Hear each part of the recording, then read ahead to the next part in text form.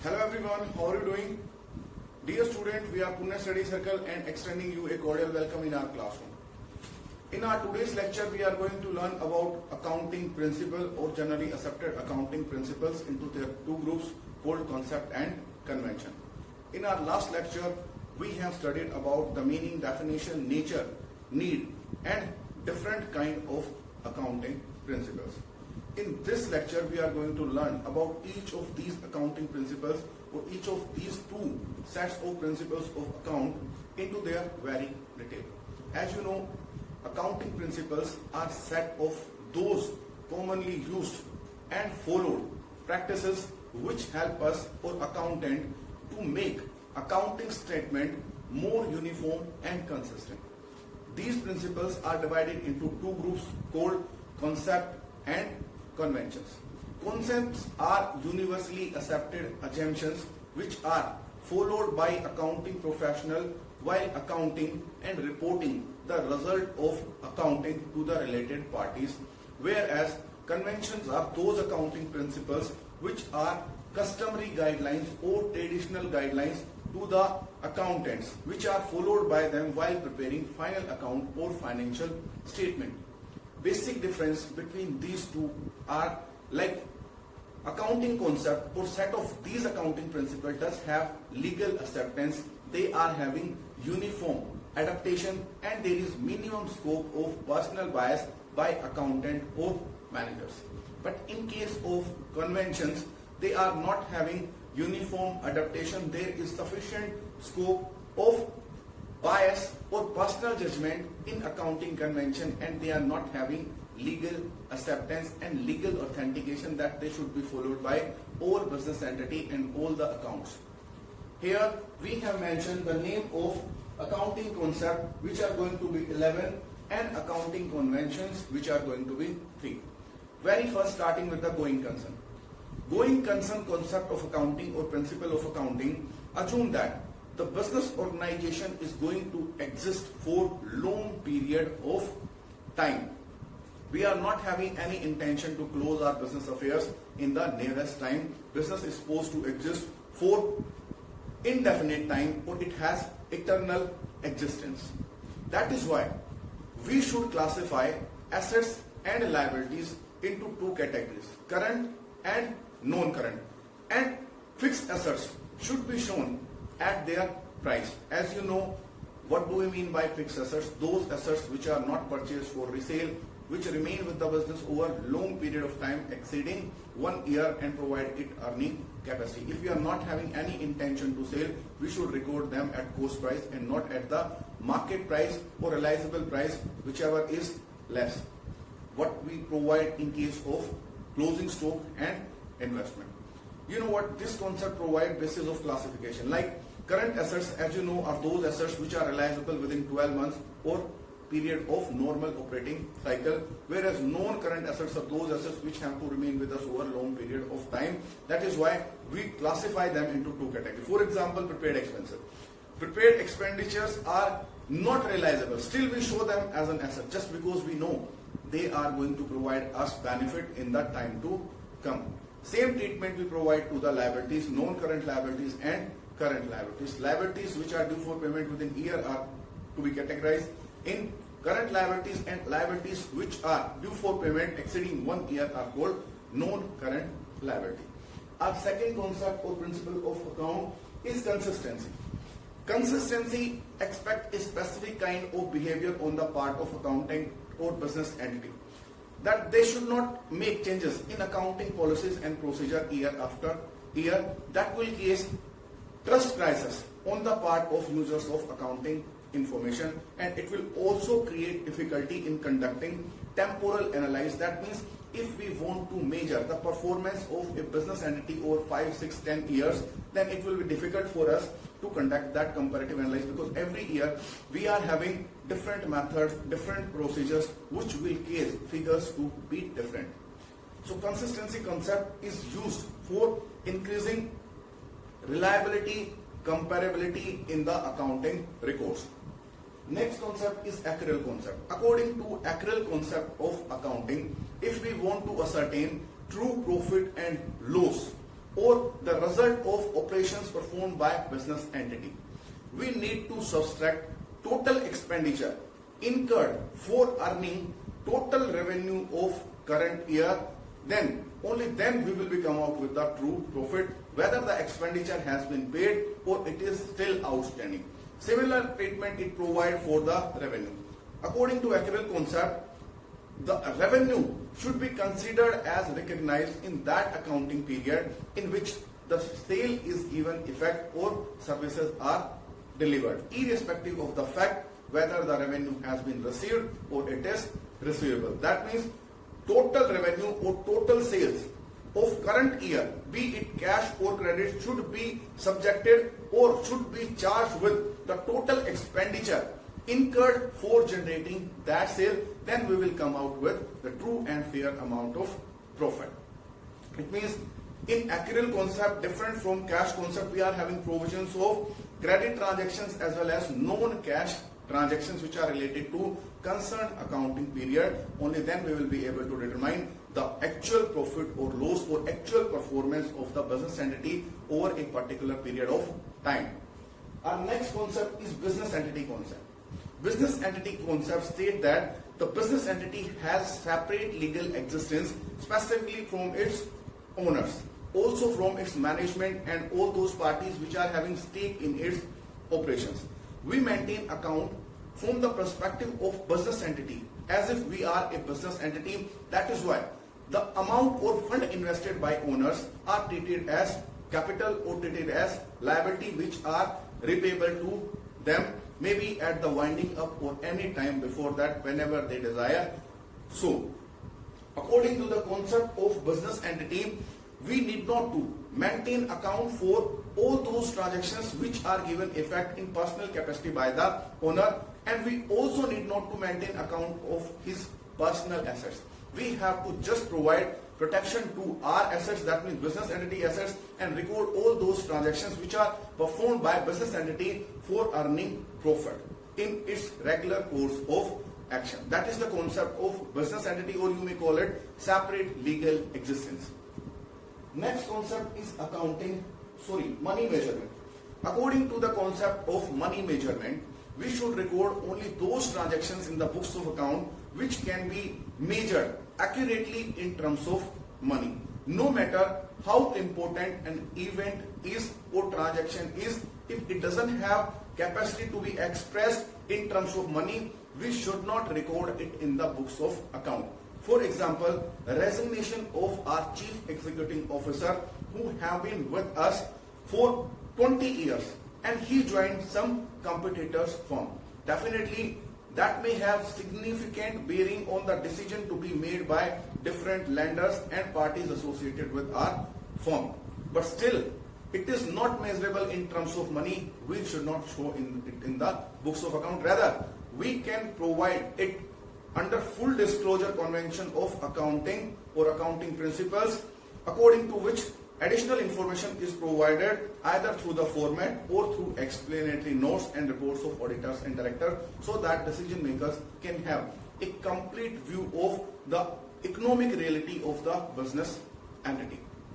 So money measurement concept said that only those transactions which are expressible in terms of money should be recorded in the books of account. If qualitative information is to be provided which is helpful in decision making, that should be provided through other provisions of the particular act or particular kind of formats are being used, like cash flow statement for providing liquidity information, etc. Then we are having accounting period. You know what?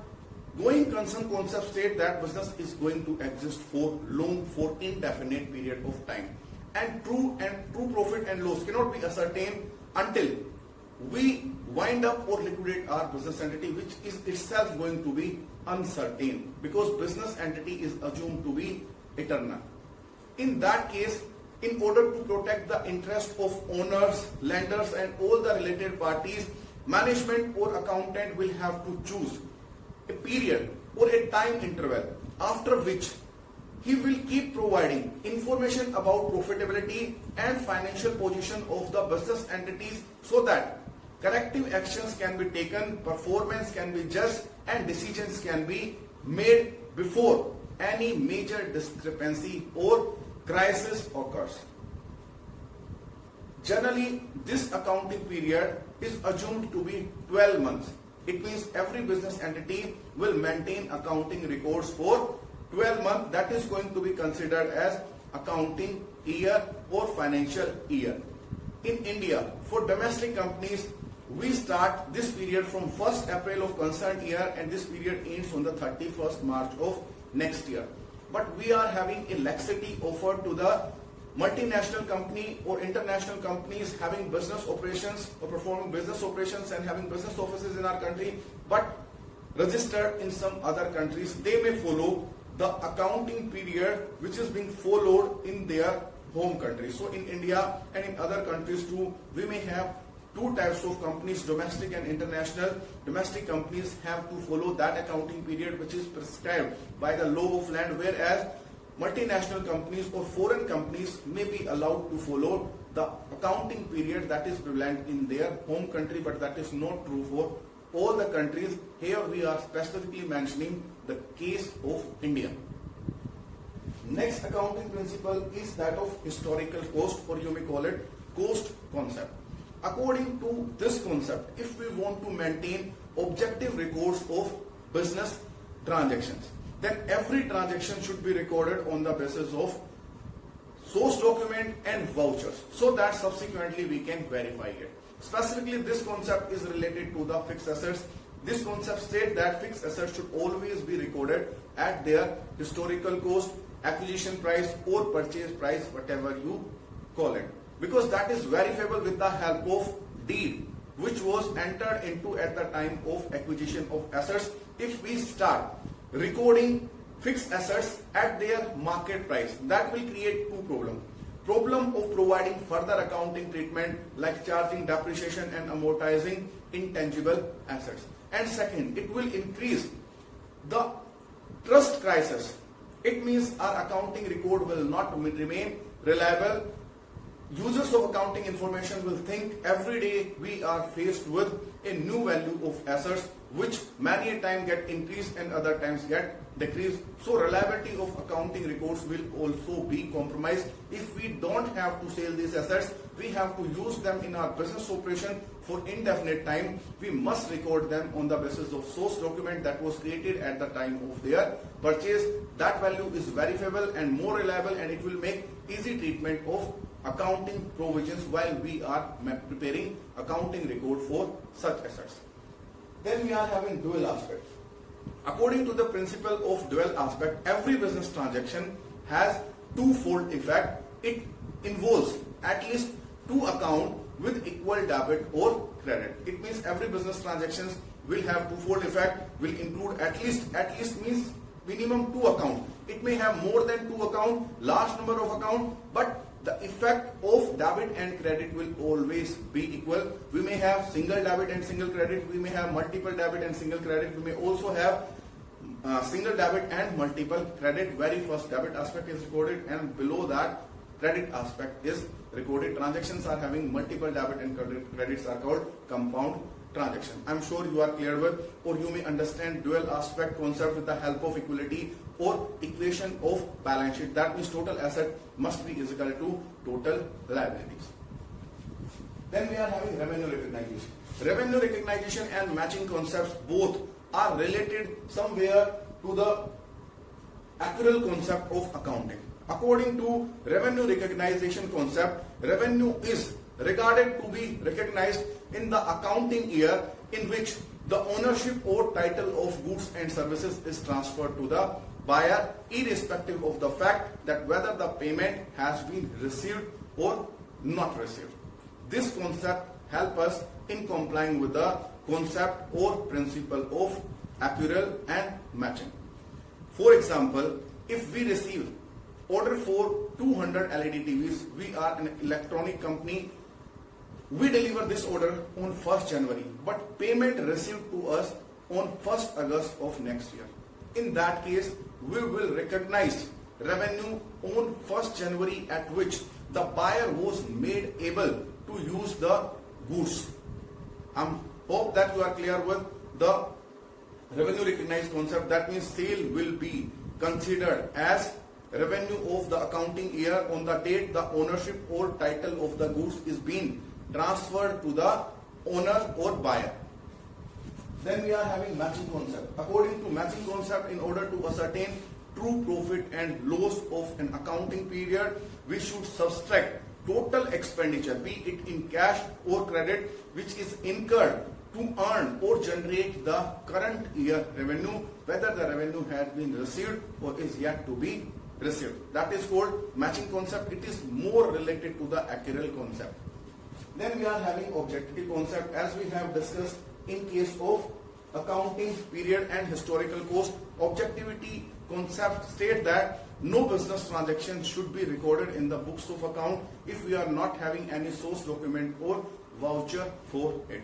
If we have lost any source document, we should approach to the party with whom we entered into transactions, try to secure a replica, and then we should record so that subsequently auditors can verify it, so the related users of accounting information.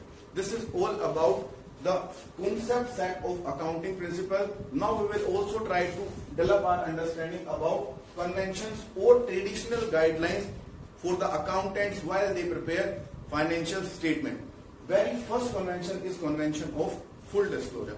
According to this convention, accountant and management should make their wholehearted efforts to provide qualitative information or that information which may not be provided through final account to the users of accounting information, so that they can develop a complete understanding about the performance of business entity and can accordingly make their respective decision.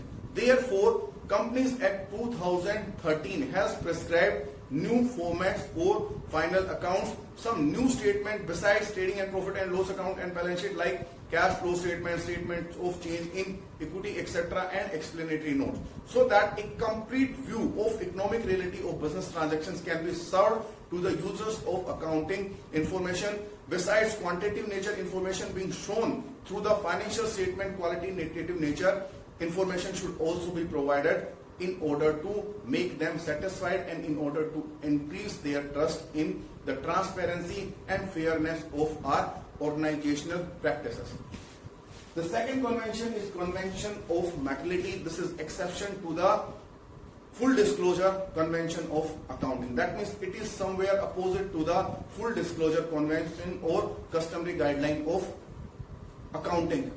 Here we need not to record those items and those events which have insignificant effect or which are irrelevant to the interest of users of accounting information. Either we can completely skip them, that means if an item involves minor amount, we can ignore it, or we can club all those immaterial items into a single group called miscellaneous receipt or miscellaneous expenses in order to reduce the size and give an appropriate shape to the financial statement. Otherwise they will become unhandy, bulky and ugly. So in order to keep them smooth, easy and short, we must comply with the convention of materiality. The last convention is convention of conservatism. That means we should always try to play safe. If we want to play safe, we must recognize all those anticipated losses and liabilities which might have possibility of occurrence in the times to come. That is why we can make provision for each of such liability even the amount remain undetermined, like provision for bad and doubtful debt, provision for discount on debtor, provision for or sinking fund for replacement of assets, dividend redemption reserve, capital redemption reserve. All these are being maintained following the convention of conservatism, but we cannot anticipate or provide accounting for any profit which is anticipated and even quite likely to occur in the sooner time to come. It makes our profitability compromised. That means whatever financial position and profitability we are showing, it is not actually that. We have made provisions which may not or may occur in the future. We have not considered the profit that are about to occur, and it has spoiled the true profitability or true or fair picture of the profitability and financial position of the firm. So here we are having scope for personal judgment. Accountant has to decide whether he should follow a particular convention or not. But the disclosure, full disclosure convention has been made compulsory by Companies Act 2013. Nowadays, we have adopted more uniform accounting principles that are called International Accounting Standard or International Financial Reporting Standard. More and more companies or countries are trying to accommodate or adjust the accounting standard previously followed by them with those who are recently recommended, so that their accounting records can become more uniform, can become more consistent, and more foreign investment can be attracted by them. If we want to attract foreign investment, we need to provide accounting record in that format which is uniform across the world and can easily be understood by all the investors, no matter the country they belong to. This is all about accounting principles we have discussed. In next lecture, we are going to differentiate in comprehensive manner about accounting conventions and accounting concepts. Till then, have a good time, but stay safe, stay home. See you very soon. If you like our lecture, don't forget to subscribe, like and share this video. You can also comment if you have any doubt in your mind. Thank you very much for being with us.